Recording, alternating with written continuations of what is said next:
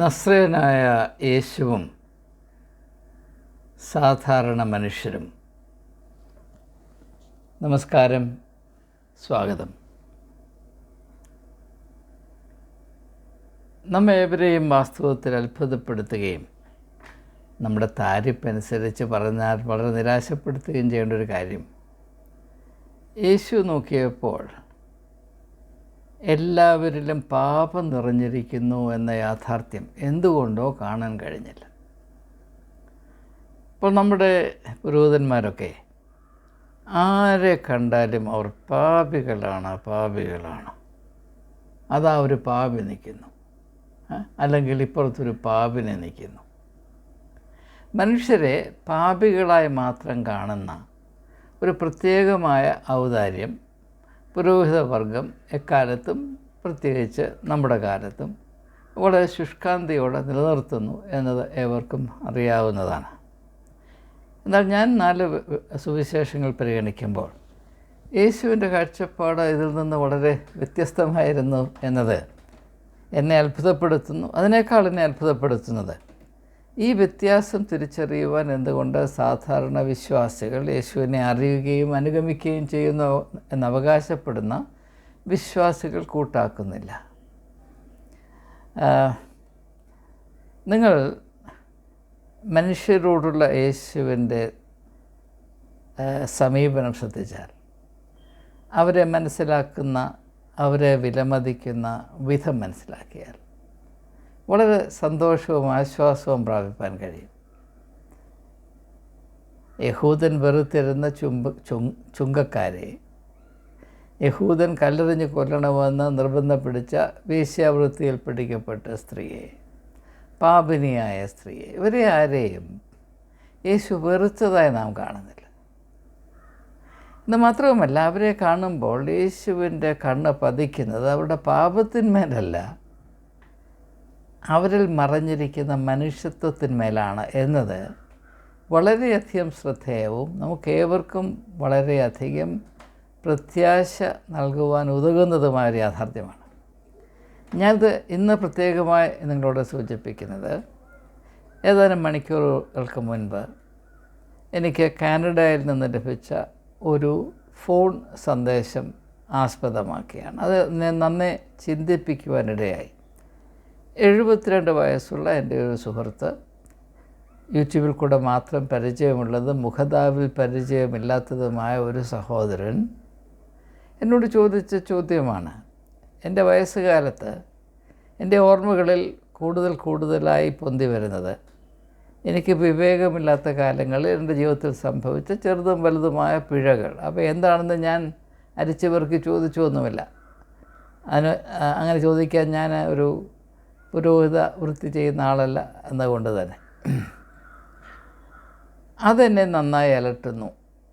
എൻ്റെ മരണസമയത്ത് ഞാൻ എങ്ങനെയാണ് ഇത് കൈകാര്യം ചെയ്യേണ്ടത് എന്ന എന്നെ വളരെയധികം വേദനിപ്പിക്കുകയും അതുപോലെ അതിനേക്കാൾ ചിന്തിപ്പിക്കുകയും ചെയ്ത ഒരു ഫോൺ സന്ദേശമായിരുന്നു അത്. ഞാനതിനെ ആസ്പദമാക്കി ഒരു വീഡിയോ ചെയ്തു കഴിഞ്ഞു. എന്നാൽ ഇത് ഞാൻ വീണ്ടും ഒന്ന് പരാമർശിക്കുന്നത്, ഇങ്ങനെ പുരോഹിതൻ്റെ കണ്ണിൽ കൂടെ നോക്കുമ്പോൾ എല്ലാ മനുഷ്യരും പാപികളാണ്, ഒരു മനുഷ്യൻ്റെ വ്യക്തിത്വത്തിൽ പാപം മാത്രമേ ഉള്ളൂ, അത് മുഴുവനും ഏറ്റുപറയണം, കുമ്പസാരിക്കണം, പുരോഹിതൻ ക്ഷമിച്ചു കൊടുക്കണം, എന്നാൽ മാത്രമേ അവന് നിലനിൽപ്പുള്ളൂ എന്നൊക്കെ പറഞ്ഞ് പുരോഹിതർ മനുഷ്യൻ്റെ ജീവിതത്തിൽ ആകമാനം സംഭാവന ചെയ്യുന്ന ഒരേ ഒരു ഔദാര്യം ഈ പാപഭാരം ഊതി വീർപ്പിച്ച് മനുഷ്യന് ദിനങ്ങൾ കഴിയുന്തോറും, വർഷങ്ങൾ കൊഴിയുന്തോറും എടുക്കാൻ വയ്യാത്ത ഒരു ഭാരമാക്കി, അവരിൽ എന്തെങ്കിലും പ്രത്യാശയുടെ ഒരു നേരിയ വെളിച്ചമുണ്ടെങ്കിൽ അതുകൂടെ കെടുത്തത്തക്കവണ്ണമുള്ള ഈ തികച്ചും രോഗബാധിതമായ ഒരു കാഴ്ചപ്പാടാണ്.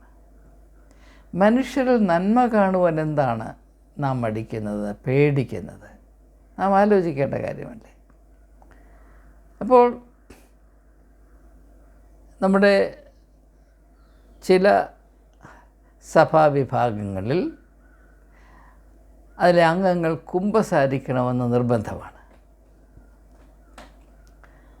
അതായത് സഭയുടെ നിർദ്ദേശമനുസരിച്ച് അതിന് പറഞ്ഞിരിക്കുന്ന കാലയളവിൽ ആഴ്ചയിൽ ഒരിക്കുകയാണെങ്കിൽ ആഴ്ചയിൽ ഒരിക്കൽ, ഒരു മാസത്തിലാണെങ്കിലും ഒരു മാസത്തിലൊരിക്കൽ, അല്ലെങ്കിൽ ദിവ്യബലി കൈകൊള്ളുന്നതിന് മുൻപ് എങ്ങനെയുമായിക്കൊള്ളട്ടെ കുമ്പസാരിക്കണം. ഈ കുമ്പസാരം എന്ന് പറഞ്ഞാൽ ഒരു പുരോഹിതൻ്റെ മുമ്പിൽ ഒരു സ്ത്രീയോ പുരുഷനോ പോയിരുന്ന് അവൻ്റെ ജീവിതത്തിൽ വന്ന പാകപ്പിഴകൾ പറഞ്ഞുകൊണ്ടേയിരിക്കുകയാണ്.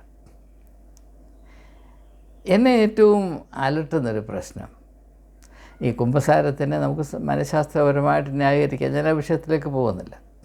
അതെല്ലാവരും പറയുന്നതായതുകൊണ്ട് തന്നെ, അല്ലാതെ ഞാൻ അവഗണിക്കുകയാണെന്ന് വിചാരിക്കരുത്. എല്ലാവരും പറയുന്ന കാര്യം ആവർത്തിച്ചിട്ട് എന്ത് പ്രയോജനം, അതുമാത്രം.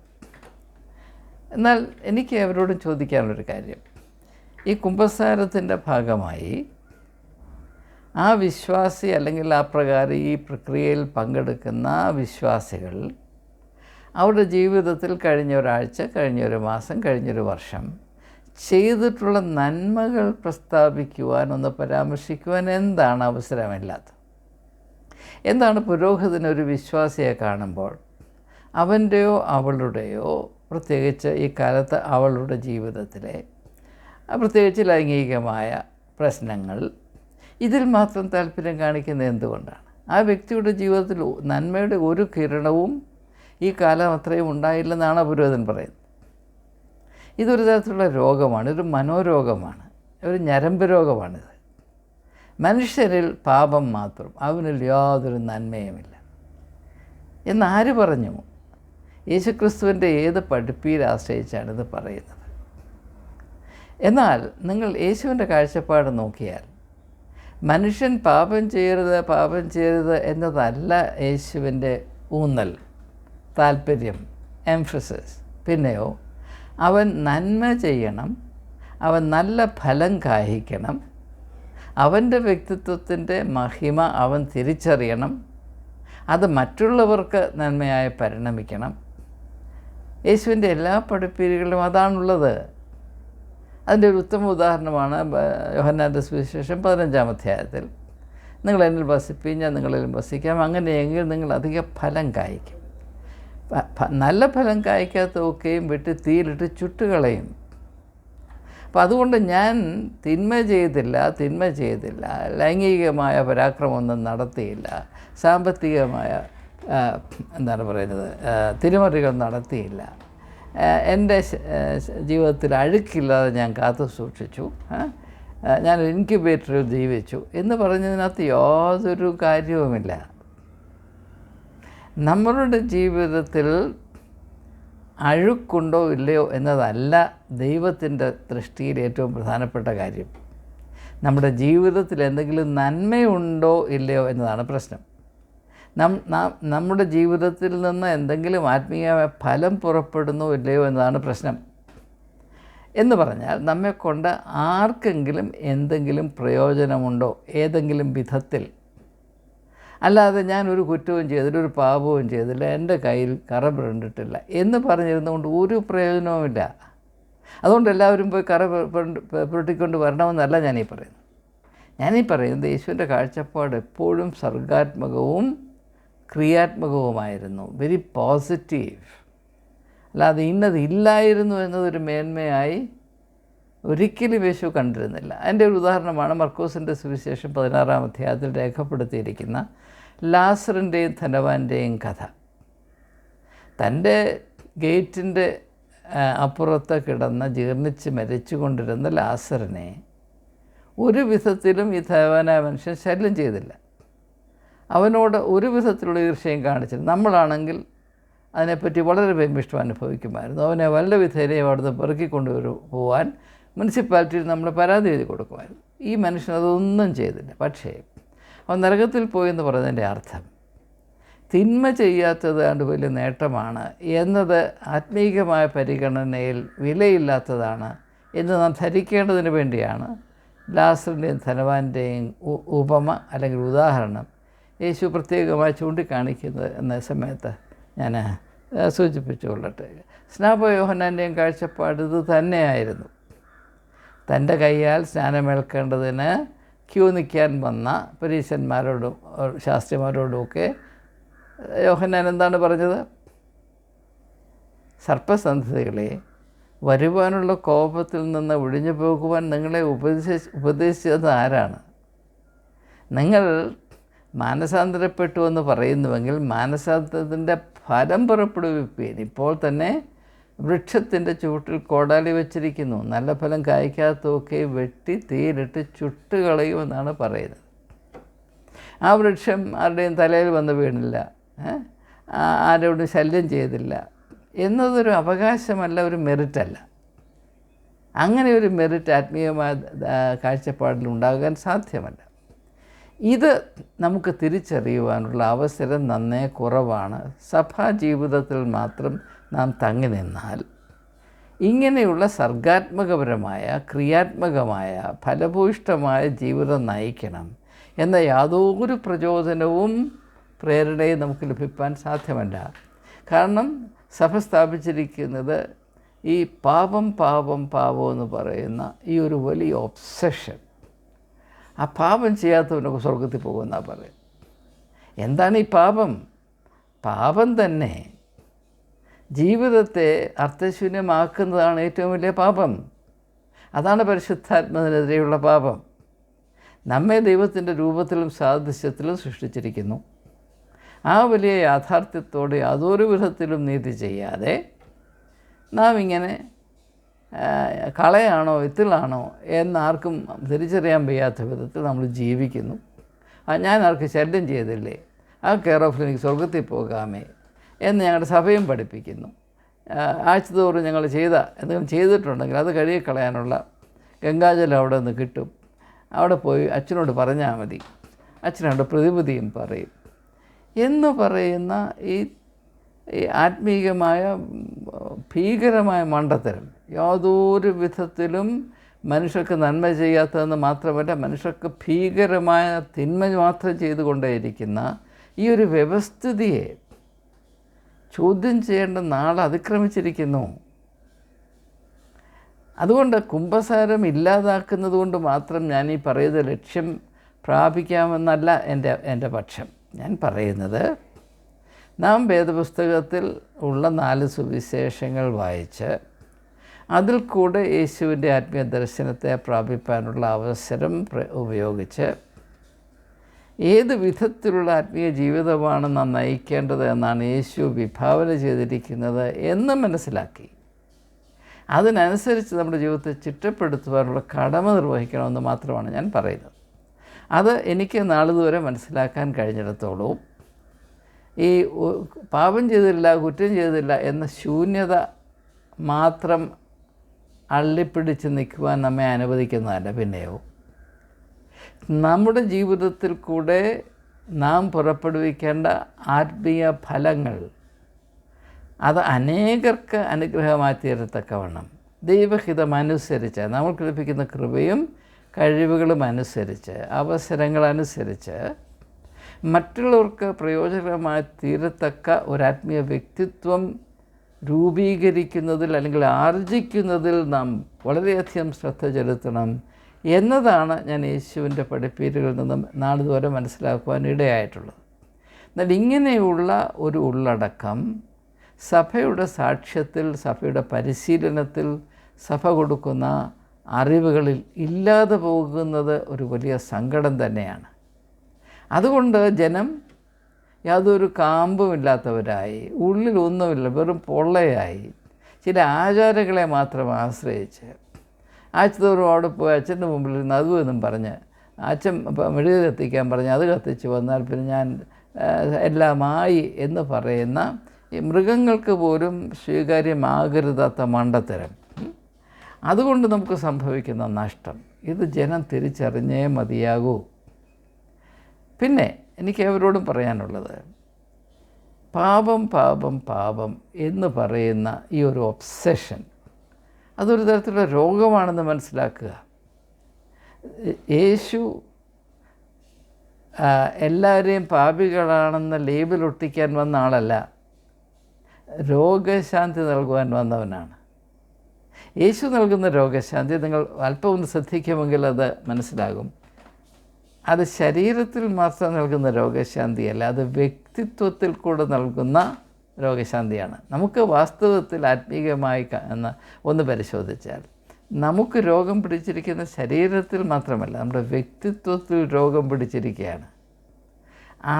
ആ രോഗശാന്തി, അതിന് ശാന്തി നൽകുവാൻ യേശുവിന് മാത്രമേ കഴിയുകയുള്ളൂ. ശാരീരികമായ രോഗത്തിന് ശാന്തി നൽകുവാൻ ഡോക്ടേഴ്സ് മാത്രം മതി.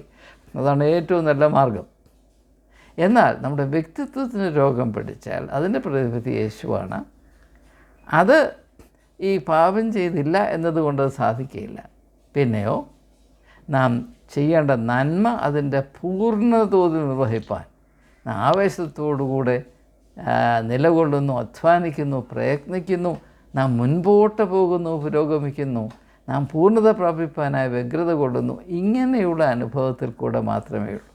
എന്നെ കേൾക്കുന്ന പ്രിയമുള്ളവരെ, ഈ ഒരു ആത്മീകമായ അല്ലെങ്കിൽ 4 സുവിശേഷങ്ങളെ അധിഷ്ഠിതമായിട്ടുള്ള തിരിച്ചറിവ്, അതിൻ്റെ വെളിച്ചത്തിൽ നാം നമ്മെ തന്നെ അല്പം ഒന്ന് പരിശോധിച്ചാൽ നമ്മുടെ അവസ്ഥ എന്താണ്? നാം ഏത് തരത്തിലുള്ള ആത്മീകമായ ഫലമാണ് പുറപ്പെടുവിക്കുന്നത്? നമ്മെക്കൊണ്ട് ആർക്ക് എന്ത് പ്രയോജനം, അനുഗ്രഹം, ആശ്വാസമാണ് ഉണ്ടാകുന്നത്? അല്ല, നാം നമുക്ക് വേണ്ടി മാത്രം ജീവിക്കുന്നവരാണോ?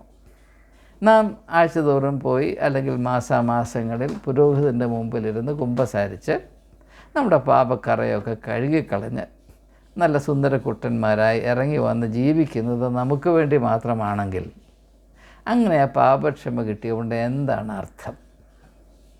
അങ്ങനെ സ്വയത്തിന് വേണ്ടി ജീവിക്കുന്ന ആളുകൾക്ക് യാതൊരു വിധത്തിലുള്ള ആത്മീകമായ പ്രസക്തിയുമില്ല എന്ന് സംശയാതീതമായി യേശു പ്രഖ്യാപിച്ചിട്ടുണ്ട്.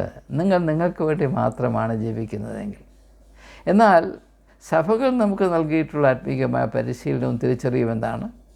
നിങ്ങൾക്ക് വേണ്ടി മാത്രം ജീവിച്ചു. അങ്ങനെ ജീവിക്കുമ്പോൾ നിങ്ങൾക്ക് വരാവുന്ന തട്ടുകേടുകൾ പലതാണ്. അതൊക്കെ ഞങ്ങളങ്ങ് ഏറ്റെടുക്കാം. അതിനുള്ള പോംവഴിയെല്ലാം ഞങ്ങളുടെ കയ്യിലുണ്ട്. വന്ന് ഞങ്ങളുടെ ആചാരങ്ങൾ അതുപോലെ നിവർത്തിച്ചാൽ മതി. എന്നാൽ ഞങ്ങൾ പറയുന്ന ആചാരങ്ങൾ നിർവഹിക്കാൻ നിങ്ങൾ മടി കാണിച്ചാൽ നിങ്ങൾ പോക്കാണ്. ഇതിനപ്പുറത്തൊരു ദർശനം, ഈ ബാലിശമായ കാഴ്ചപ്പാടിനപ്പുറത്തേക്കൊന്ന് എത്തി നോക്കുവാൻ ഒരു സഭയും കൂട്ടാക്കുന്നില്ല. എൻ്റെ കഴിവില്ലാത്തത് കൊണ്ടാണ്. കാരണം വ്യക്തികൾ നല്ല ഫലം പുറപ്പെടുവിക്കത്തക്കവണ്ണം അവരെ പരിശീലിപ്പിക്കാനോ സഹായിപ്പാനോ കഴിവുള്ള ഒരു ശുശ്രൂഷയും ഒരു സഭയും നടത്തുന്നില്ല. അതിന് സഭയ്ക്ക് കഴിവില്ല എന്നത് തന്നെയാണ് എൻ്റെ കാരണം. പത്രോസ് അപ്പോസ്തലൻ്റെ കാഴ്ചപ്പാടിൽ വിശുദ്ധന്മാരെ സജ്ജീകരിക്കുക, എക്യുപ്പിംഗ് ദ സെയിൻറ്റ്സ്, അതാണ് സഭയുടെ ഏറ്റവും പ്രധാനപ്പെട്ട ശുശ്രൂഷ അല്ലെങ്കിൽ ചുമതല എന്ന് രേഖപ്പെടുത്തിയിരിക്കുന്നത്. ഞാൻ നിങ്ങളോട് എളിമയോടെ നിങ്ങളുടെ കാല് പിടിച്ച് ചോദിക്കട്ടെ, ഏത് സഭയാണ് ഇങ്ങനെ വിശുദ്ധന്മാരെ തയ്യാറാക്കിക്കൊണ്ടേയിരിക്കുന്നു? ദയവായി പറയും. വിശുദ്ധന്മാരുടെ ആവശ്യമൊന്നും സഭയ്ക്കില്ല, പാപികളുടെ ആവശ്യമേ സഭയ്ക്കുള്ളൂ. കാരണം പാപികളാണ് സഭയുടെ അസംസ്കൃത പദാർത്ഥങ്ങൾ. അവരെ പെരുമാറിയിട്ടാണ് സഭ ഈ ഒരു വലിയ ആത്മീയ കച്ചവടം നടത്തുന്നത് എന്നത് തിരിച്ചറിയാൻ വലിയ പ്രയാസമൊന്നുമില്ല. പക്ഷേ തിരിച്ചറിയണമെങ്കിൽ അല്പം ധൈര്യം വേണം. ഭീരുക്കൾക്ക് വേണ്ടിയുള്ളതല്ല ഇപ്രകാരമുള്ള തിരിച്ചറിവുകൾ. ഞാൻ ഈ സമയത്തൊന്ന് സൂചിപ്പിക്കുകയാണ്. അതുകൊണ്ട് നിങ്ങൾ തീർച്ചയായും തിരിച്ചറിയും. ഞാൻ പല വീഡിയോകൾ സൂചിപ്പിച്ചിട്ടുള്ളതുപോലെ നിങ്ങളുടെ കഴിഞ്ഞ 20, 30, 40, 50, 60 വർഷത്തെ ജീവിതം അല്പമൊന്ന് അവലോകനം ചെയ്താൽ നിങ്ങൾക്ക് ഇലക്ട്രിക് ഷോക്ക് കിട്ടും. ഉള്ളിൽ ഒന്നുമില്ല, നാം വെറും പൊള്ളയായി കഴിയുകയാണ്. പിന്നെ ആ പൊള്ളയായ ജീവിതത്തിൻ്റെ ബാഹ്യമായ പ്രതലങ്ങളിൽ നല്ല ഏഷ്യൻ പെയിൻ്റ് അടിച്ച് വെള്ള തേച്ച ശവക്കെല്ലാവരോടൊക്കെ പറയുന്നത് പോലെ ഇതിൻ്റെയൊക്കെ പ്രധാനപ്പെട്ട കാരണം, പ്രിയമുള്ളവരെ, മനുഷ്യൻ വളരണമെന്ന ദൈവികമായ താല്പര്യത്തെ 100% ഒഴിവാക്കിയിട്ടാണ് മതപരമായ പ്രസ്ഥാനങ്ങൾ, സഭകൾ നടത്തുന്നത്. ആത്മീയ ശുശ്രൂഷ എന്നൊക്കെ പറയുന്ന ഈ പ്രക്രിയകൾ നിലനിർത്തി കൊണ്ടുപോരുന്നത് എന്ന യാഥാർത്ഥ്യം നാം തിരിച്ചറിയണം. എന്തുകൊണ്ട് തിരിച്ചറിയണം? സഭകളെ വെറുക്കാനോ അവയ്ക്കെതിരെ മറുതലിപ്പാനോ ഒന്നുമല്ല. നമുക്ക് നമ്മുടെ ആത്മീയമായ പട്ടിണി തിരിച്ചറിഞ്ഞിട്ട് അത് മാറ്റുവാനായി, അതിൽ നിന്ന് വിമുക്തി പ്രാപിക്കാനായിട്ട് നമുക്ക് ചെയ്യാവുന്ന കാര്യങ്ങളുണ്ട്. നമ്മുടെ ആത്മീയമായ ആരോഗ്യത്തിൻ്റെ ചുമതല നാം ഏറ്റെടുക്കണം. അത് മറ്റൊരാളുടെ തോളിലിടാമെന്ന് നിങ്ങൾ വിചാരിക്കരുത്. അതിന് പ്രാപ്തിയുള്ള കഴിവുള്ള ആരും ഈ ഭൂമിയുടെ പരപ്പിലില്ല. ആത്മീയ ജീവിതം നിങ്ങളും നിങ്ങളുടെ സൃഷ്ടികർത്താവും തമ്മിലുള്ള ഒരു ഉടമ്പടിയും ഒരു പരസ്പര ചുമതലയുമാണ്. അതിൽ നിങ്ങൾ ഏറ്റെടുക്കേണ്ട ചുമതലകൾ, അത് സംബന്ധമായ ആത്മീയമായ തിരിച്ചറിവുകൾ പ്രാപിപ്പാനുള്ള കർത്തവ്യം നിങ്ങൾക്കുണ്ട്. നിങ്ങളുടെ സ്ഥാനത്ത് നിന്ന് നിങ്ങളുടെ സഭ അത് ചെയ്യുമെന്ന് പറയുന്നതിനേക്കാൾ മണ്ടത്തരം നിങ്ങൾക്ക് വിഭാവന ചെയ്യാൻ സാധ്യമാണ്. അതുകൊണ്ടാണ് ഞാൻ നിങ്ങളോട് പറയുന്നത്, ഈ കുമ്പസാരം എന്നൊക്കെ പറഞ്ഞ് ജനങ്ങളെ എപ്പോഴും പാപം പാപം എന്ന് മാത്രം ചിന്തിക്കാൻ പ്രേരിപ്പിച്ച് നന്മ എന്ന് പറയുന്ന ഒരു ലക്ഷ്യത്തിലേക്കൊന്ന് എത്തി നോക്കാൻ പോലും കഴിയാത്തവണ്ണം എന്തെങ്കിലും ആത്മധൈര്യമുണ്ടെങ്കിൽ 100% നശിപ്പിക്കത്തക്കോണം മനുഷ്യൻ്റെ ആന്തരികമായ അഭിമാനത്തെയും അവൻ്റെ വിലയെ ഇടിച്ച് അവൻ പാപിയാണ്, അവൻ വെറും നികൃഷ്ടനാണ് എന്ന് പറഞ്ഞ് അവനെ ധരിപ്പിച്ച്, അതുകൊണ്ടെന്താണ് മനുഷ്യൻ അവനെ അളക്കുന്ന അളവുകൾ വളരെ താഴ്ന്നതായിരിക്കും. അയ്യോ ഞാൻ പാപിയാണ്, അതുകൊണ്ട് ഞാൻ ഇത്രയൊക്കെ ചെയ്തല്ലോ, ഇതിനപ്പുറത്തൊന്നും ആരും എന്നോട് പ്രതീക്ഷിക്കരുത്, ഞാനൊരു വെറും പച്ച മനുഷ്യനാണ് എന്ന് പറഞ്ഞ് തടി തപ്പാൻ ഇത് വളരെ ഉപകരിക്കും. അതുകൊണ്ട് അങ്ങനെ ചിന്തിക്കുന്നവർക്കും പുരോഹിതന്മാർക്കും ഇത് വളരെ ലാഭകരമാണ്. പക്ഷേ അതുകൊണ്ട് സംഭവിച്ചുകൊണ്ടേയിരിക്കുന്ന വലിയ നഷ്ടം ഭീകരമാണ്, അത് മരണതുല്യമാണ് എന്ന് മാത്രം സൂചിപ്പിച്ചുകൊണ്ട് ചിന്ത ഇവിടെ ഉപസംഹരിക്കുന്നു.